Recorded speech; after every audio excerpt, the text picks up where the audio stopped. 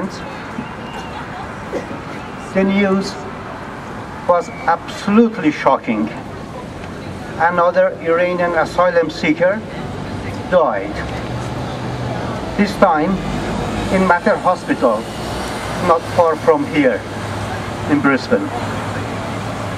Yet another pain for people who care for human rights, and another shame for the government who ignores its legal and ethical responsibilities and defies its international obligations.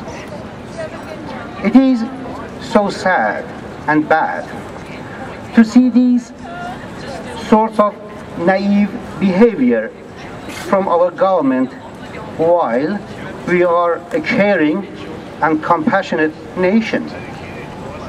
My friends, I am sorry to say that this government is doing nothing but damaging our image in the world.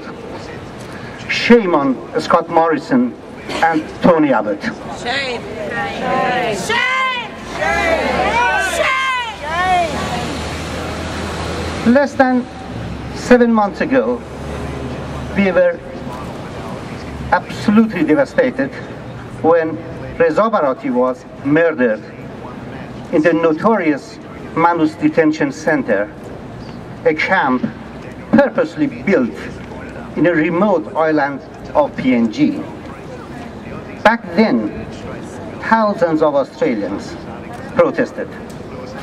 They showed their anger and dissatisfaction by attending a number of gatherings in different cities, including several candlelight vigils and rallies in Brisbane. People expected sacking or resignation of the immigration minister, Scott Morrison, but the government remained proud of its iron fist policies and continued to be ignorant and indifferent. And it explains why Hamid lost his life just a few days ago. My friends, Hamid sustained a cut in his foot, something that happens for thousands of our children in the sport fields every single day, but nobody dies because they are not kept in the Australian detention centers where care is missing. My friends, we should not stay silent and let this government to follow barbaric paths. My friends, we know the politicians very well. They manipulate the public all the time, especially near the elections. And we have not forgotten the children overboard scandal in 2001 and not the case of Dr. Muhammad Hanif in 2007. Both of them occurred under the great leadership of John Howard.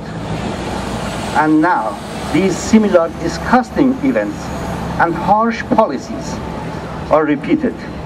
And I don't believe it's just a coincidence. My friends, our actions could make big changes if we stay aware and express our views. We could put pressure on the authorities to be responsible and responsive. While we condemn the shameful policies of the Australian government in dealing with the asylum seekers, we should also take the Iranian government responsible for making a tsunami of refugees. During the last few decades, millions of Iranians have fled the country for a range of reasons. But only a minority of them had the opportunity to go through the legal and standard channels. News about Iranian refugees keep coming from all over the world. If a group of illegal refugees are found in a truck in Turkey or on a boat on the Mediterranean Sea. Some of them are definitely Iranians. If a Malaysian aeroplane disappears, the names of 2 Iranian asylum seekers come to the front pages as potential hijackers. And the list goes on and on. From US borders with Mexico and Canada to the smallest countries in Africa. My friends, people are fleeing from Iran because of an oppressive regime, of a government who interferes with all aspects of people's private life while refusing to do its duties. There is no respect for human rights in Iran. And this is why people escape from it through any window, whether we call it legal or illegal.